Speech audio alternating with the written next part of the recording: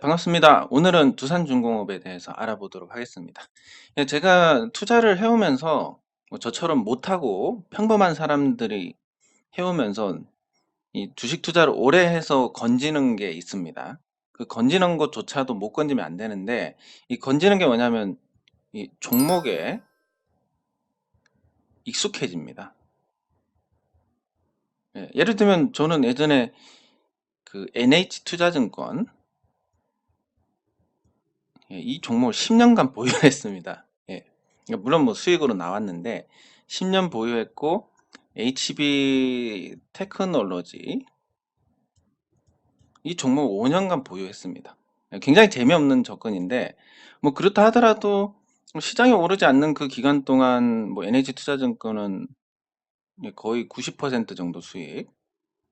그리고 그때 우리가 10년 동안 고생하다가 해결돼 가지고 2015년이었는데 그때 서울에서 종모를 했었습니다. 하필 근데 또 메르스가 터져가지고 많이 못 모였는데, 그래도 어쨌든 그런 부분들, 이렇게 오랫동안 보유를 하니까 이 종목에 대해서는 되게 잘 알게 되고 주가 흐름도 어떤 호흡을 알게 되는 겁니다. HP 테크놀로지도 2010년부터 15년까지 5년 정도 보유를 했는데, 이건 잘 보유해가지고 실컷 오르기 직전에 팔아가지고 이건 또 얼마 먹지도 못했습니다. 5년 보유해서. 네, 근데 그래도 수익이었고 또 요 종목에 대해서 잘 알게 됐고, 뭐 그래서 다른 것보다 적어도 평범하신 분들은 주식 투자를 하면서 여러 종목들에 대해서 잘 알고 투자를 하고, 그렇게 하면서 아는 종목들이 늘어가고, 그러면 종목 추천을 받을 이유도 없고, 익숙한 종목이니까 심리적으로 훨씬 더 우위에 있으면서 투자를 할 수 있고, 그렇게 하면서 수익이 발생을 하고 그 수익이 어떤 보상이 되니까, 이 투자 방법으로 수익이 나서 보상이 따르니까 요걸 더 확대 발전시키고 보강을 하고 이러면서 이제 안정적으로 수익이 나게 됩니다. 네, 그래서 오늘은 이제 두산중공업에 대해서 다룰 건데, 목적을 굳이 말씀드리자면 두산중공업에 대해서 잘 알아보자라는 거. 그리고 두산중공업은 결론부터 말씀드리면 유상증자로 인해서 매력이 없다.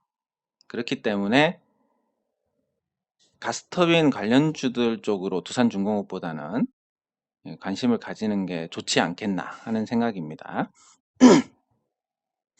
네, 그러면 일단 가스터빈 관련주는 정부에서 극찬을 했습니다. 국산화 해가지고. 그럴만도 한 게, 이 가스터빈 하나 개발하면서 앞으로 수입 대체 효과만 10조 원입니다. 외국에 줘야 될 돈이 10조 원인데 이걸 국내에서 생산을 하니까, 거기에 딸린 많은 기업들이 먹거리가 생기게 되고, 그 기업들이 사람들을 고용을 하니까 아주 뭐 국가 경제에 아주 기여한 부분이 큽니다. 그래서 이 가스터빈에 대해서 뭐 이게 굉장한 거다, 좋은 거다, 나쁜 거다, 이런 건 재미없으니까 넘어가고, 그러면 이 가스터빈 개발을 주도한 두산중공업은 어떤 상태냐라고 먼저 따져보면 될 것 같습니다. 일단 두산중공업이 이 가스터빈 개발하는 데 들인 돈이 1조 원입니다. 연구 개발비로. 그리고 과거에 그 두산중공업이 이제 그거 인수하려고 했던 기업 이름이 안살도라는 이탈리아 회사입니다. 네, 안살도. 이름만 딱 들어도 왠지 못 사게 될 것 같은 느낌인데, 아니나 다를까 삼성그룹도 이 안살도 인수에 나섰다가 포기했고, 두산중공업은 계약 직전까지 갔는데 이탈리아 정부가 국가 기술 유출을 우려해가지고 제동을 거는 바람에 인수를 못했습니다. 그때 들인 돈이 1조 3천억이었습니다. 그때 인수 가격이.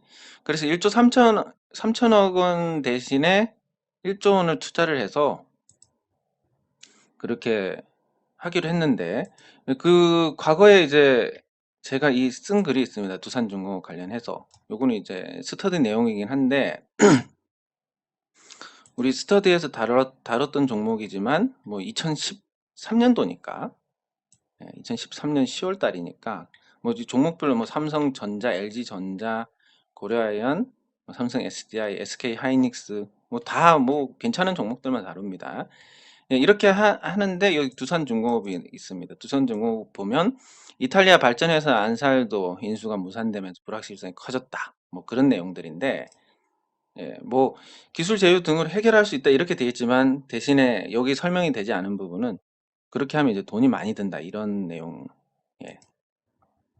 그래서 어쨌든 두산중공업 입장에서는 1조 3천억 주고 사는 거랑 1조 원 해서 개발한 거랑 비교하면 사실은 1조 3천억 주고 사는 게 더 나을 뻔했습니다. 왜냐하면 그 기간 동안에 사업도 할 수 있고, 그리고 지금은 이제 그 어떤 사용된 경우가 없기 때문에 이 사용된, 그러니까 트랙 레코드를 만들어야 됩니다. 이 제품에 대해서, 가스터빈에 대해서. 그것만 해도 2년에서 3년 정도 걸립니다. 그러면 지금 개발은 작년에 했고, 그러면 한 2022년 이때부터 이제 본격적인 상용화가 돼서 수혜주들이 수혜를 받게 될 건데, 여기서 또 하나, 예, 여러분들께서는 많은 테마주들을 경험을 하셨을 텐데 실제 그 테마주들이 기대에 의해서 올라가지고 기대가 성과로 연결돼서 주가가 유지가 되는 경우를 보셨습니까? 예, 제가 알기로는 거의 없습니다. 예, 거의 없는데 뭐 굳이 꼽자면 뭐 셀트리온 정도? 그 정도인데 나머지 종목들은 대부분 이 기대에 의해서 주가가 오르고 성과 못 내서 다 떨어지고, 이게 이제 한국 증시에서 일반적으로 나타나는 패턴입니다. 그래서 실제 이제 성과를 낼 수 있는 종목들은 아예 올라가질 않습니다. 왜냐하면 천천히 그냥 올라갑니다. 이렇게 천천히 올라가고, 테마로 해야 되는 종목들은 주가 올리지 않으면 팔아먹을 수가 없으니까. 예, 생각해 보시면 뭐 예를 들면 오늘 상한가 종목들, 예, 상 시세. 자, 여기 있습니다. 이런 종목들이 막 있습니다. 그러면 뭐 한국 패키지, 한국 패키지야 뭐 그나마 좀 들어봤고 팩 만드는데, 새우글로벌 이거 뭐야, 어디야 이게? 신성 델타테크 이것도 뭐 들어보긴 했는데, 예? 신풍제약 옛날에 되게 많이 올랐던 그 종목인 것 같은데 시총이 10조 원인데 또 올랐습니다.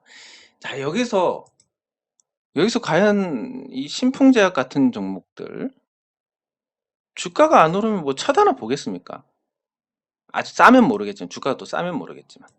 그래서 결국은 개떡 같은 종목들이, 예, 주가를 고점에서 떠넘기기 위해서 이 주가를 부양을 합니다. 그거를 작업을 하는 팀을 보통 이 시장에서는 뭐 작전 세력 뭐 이런 얘기들도 하지만 수급팀이라고 명명을 합니다, 보통.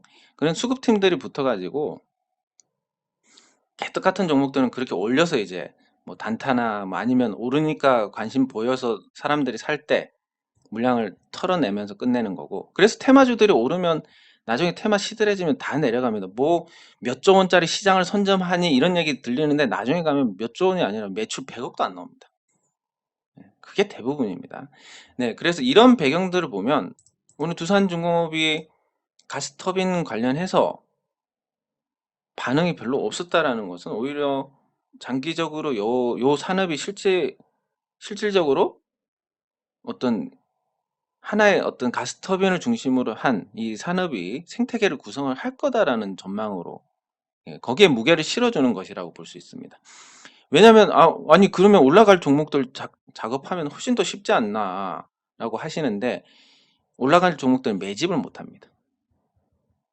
예를 들면 두산중공업이 뭐 이런 작전을 할 만한 덩치는 아니긴 한데, 두산중공업에서 만약에 한다라고 치면 얼마 전에 두산중공업이 3,000원대였습니다.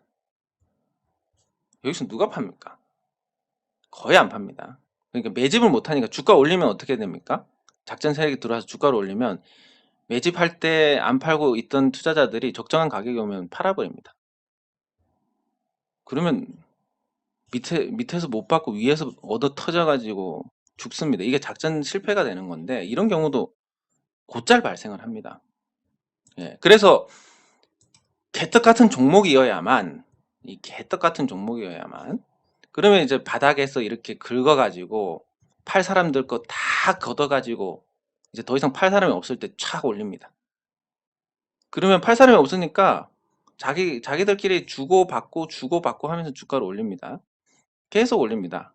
그러면 참지 못하고 이제 들어오는 사람들이 생깁니다. 뭐 차트가 어쩌고 뭐가 예쁘고 뭐 거래량이 터졌고 이런 얘기들 하면서 들어옵니다. 그러면 탁 털고 끝. 그러면 여기서 왔다 갔다 하면서 나중에 제자리로 돌아오고, 예, 이런 과정들인데, 그래서 이제 뭐 설명이 너무 길어졌는데, 어쨌든 그래서 두산중공업이 오늘 주가 반응이 탐탁치 않았던 것은 오히려 나은 징조다, 이렇게 볼 수 있습니다. 다만 두산중공업 자체는 매력이 많이 떨어집니다. 왜냐하면 두산중공업이 예전에 뭐 19만 원대까지 올라갔었는데 3천 원대까지 내려갔습니다. 그러면 이제 다시 좋아지면 19만 원 갈 수 있지 않나. 이게 단순한 접근이고, 근데 19만 원대 주식이 있던 게 이것보다도 훨씬 적었으니까 중간에 증자하고 상한 우선주 보통주로 전환하고 뭐 이런 과정들을 거치면서 주식 수가 늘어났고, 5,550원에 유상증자해서 주식이 크게 늘어났고, 5,401원에 또 추가해가지고 또 늘어났고, 이번에 유상증자 뭐 주가 안 내리고 유지한다라고 해도 1,700원에 추가가 됩니다. 그러면 대략 뭐 평균 잡아서 한 7,000원 정도의 주식 수가 2배가 늘어났습니다. 1억 2천만 주에서 3억 7천만 주가 됐으니까. 그럼 이렇게 되면 앞으로 두산중공업이 19만 원에서 3,000원 왔다가 다시 19만 원 된다.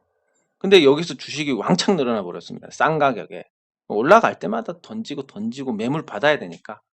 네, 두산중공업 못 올라갑니다. 이미 이 5,550원을 받은 사람들 수익률은 벌써 200%입니다. 그리고 이거 제가 인간 지표로 저는 굉장히 신뢰를 하는데, 제가 아는 부산에서 국밥집 크게 하시는 분이 한 분 계십니다. 그분이 이제 5,000원에 샀는데 이거 10만 원까지 갖고 갈 거랍니다. 물론 뭐 여유 자금이고 뭐 이미 수익이고, 네, 그런 상태라서 무조건 10만 원 갈 거니까 10만 원까지 안 봐야지. 물론 이분이 맞을 수 있습니다. 맞을 수 있지만 맞을 확률이 좀 많이 떨어지고, 주식수가 이렇게 늘어나서 못 간다. 이거 만약에 가려면 지금 두산중공업,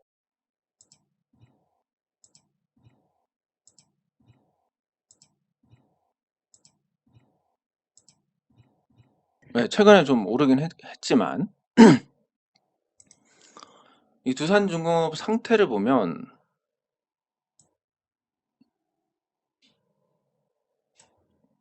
오르기가 조금 힘든 구조라고 해야 될 겁니다.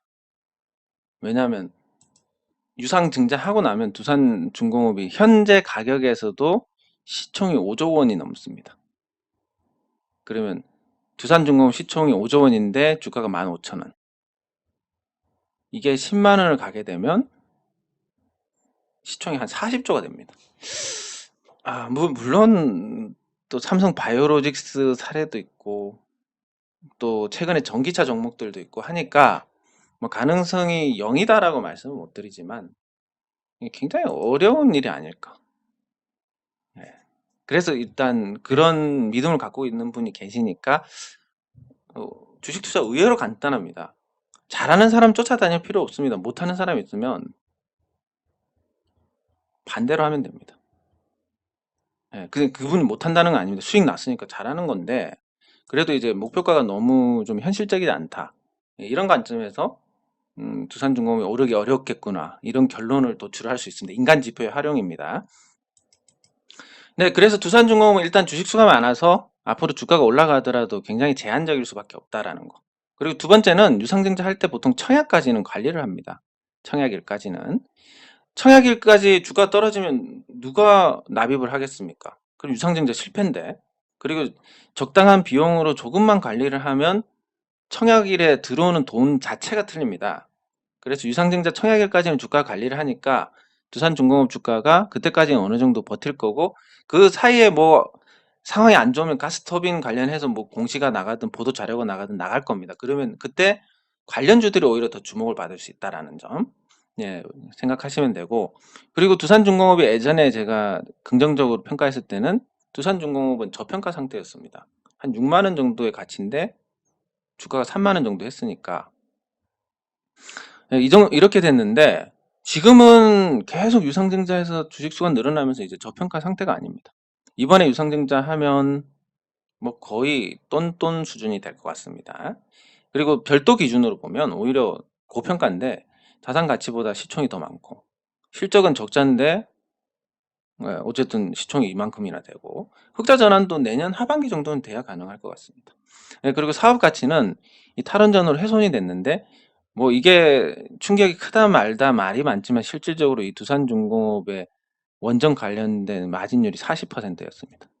40% 사업의 매출이 없어지니까 마진 40% 이거야말로 결정타라고 볼 수가 있습니다. 그래서 탈원전으로 가치가 훼손된 건 분명히 맞습니다. 근데 그게 뭐 정치라는 영역이 반드시 경제를 우선을 해야 된다라는 그런 건 없고 가치관에 따라서 또 뭐 이런 정책이 나올 수 있고 저런 정책이 나올 수도 있기 때문에 그게 옳고 그름을 따질 문제는 아니라고 봅니다. 다만 어쨌든 두산중공업의 가치가 탈원전 정책으로 훼손된 건 분명한 사실이고 이걸 가스터빈으로 해보고 한다. 이런 관점에서 보자면 시간이 많이 걸립니다. 네. 그리고 원전처럼 뭐 굉장히 시장 진입 장벽이 높고 이런 것도 아니니까. 네, 그리고 가스터빈 시장 전망을 보면 국내에서만 10년간 10조 원 규모의 아마 시장이 형성이 될 것 같습니다. 국내 수요만으로 생태계 조성이 가능합니다. 실제 두산중공업과 한 240개 정도 되는 기업들이 협업을 해가지고 앞으로 요 가스터빈 관련해서 유기적으로 이런 생산과 관련된 조직들이 이제 만들어질 겁니다. 그리고 창원시는 300억 들여가지고 요 전용 공단을 만든다고 하는데 뭐 여기까지 굉장히 좋습니다. 부품업체 수혜가 큰데 제가 아무리 찾아봐도 상장사 중에는 딱 2개밖에 안 나옵니다. 비상장사들은 많은데 상장사는 딱 2개가 나옵니다. 뭐 제가 못 찾은 다른 종목이 있을 수도 있지만 일단 제가 찾은 바는 2개.